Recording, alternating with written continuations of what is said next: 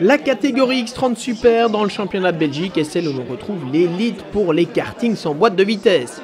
Ces moteurs X30 Super de 175 cm3 développent en effet pas moins de 43 chevaux et il faut des pilotes d'expérience pour maîtriser à la perfection des engins aussi puissants. Ulysse de Pau fait partie de ceux-là. Donné favori après s'être fait remarquer lors des premières courses internationales, le pilote de Grédoissois a signé le meilleur temps des essais qualificatifs devant le Français Corentin Collignon et Nigel Verhaeren. Mais la première manche qualificative tourne à la catastrophe pour le poleman. Ulysse rencontre un problème technique dès le départ, ce qui provoque d'ailleurs une certaine confusion. Et malheureusement pour lui, le poleman sera contraint à l'abandon. Tout profit pour Corentin Collignon, qui s'impose très nettement dans cette première manche devant William Godefroy et Lennert Van Bogart. En deuxième manche, Ulysse de Pau prend sa revanche et survole les débats, mais en se plaçant au deuxième rang devant Nigel Verhaeren et William Godefroy, Corentin Collignon s'assure de la première place dans le classement intermédiaire.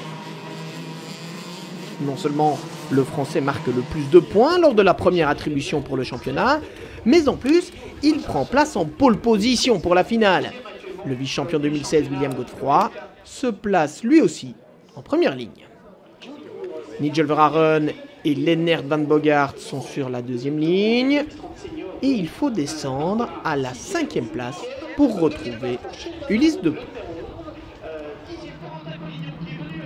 Au départ de la finale, Corentin Collignon vire en tête devant William Godefroy et Nigel Verhaeren. Tristan Foldesi a pris la 4e place, mais Nigel Verhaeren, 3e, sera exclu de la course pour avoir reçu une aide interdite avant le départ. Drapeau noir, il doit rentrer au stand. Après s'être défait de Tristan Foldesi et Lennert Van Bogart pour la 3e place, Ulysse de Pau fait le forcing pour revenir sur Corentin Collignon et William Godefroy. William Godefroy sent la menace. À mi-course, il passe à l'offensive, il prend la tête devant Corentin Collignon. Mais il ne peut rien faire face au retour d'Ulysse de Pau qui passe aux commandes, ses adversaires ne le reverront plus. Derrière, William Godefroy gère bien la pression exercée par Corentin Collignon en fin de parcours et il prend la médaille d'argent. Un moment isolé à la 4e position, Lennert Van Bogart résiste en fin de course au retour de Tristan Foldesi qui est parvenu à doubler Clément Riquet dans le tout dernier tour. Mais pour la victoire du jour, rien n'est venu entraver la marche en avant d'Ulysse de Pau. Plus que jamais, le titre de champion de Belgique est l'objectif du Brabançon.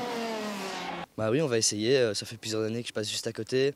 L'année passée, on a décidé de rouler en Super X30, mais bon, avec les freins avant, on n'était pas super bien à l'aise. Et cette année, j'espère que c'est la bonne. C'est à Francorchamps, les 29 et 30 avril, que se déroulera la deuxième des 3 épreuves de ce championnat de Belgique. Le rendez-vous est pris.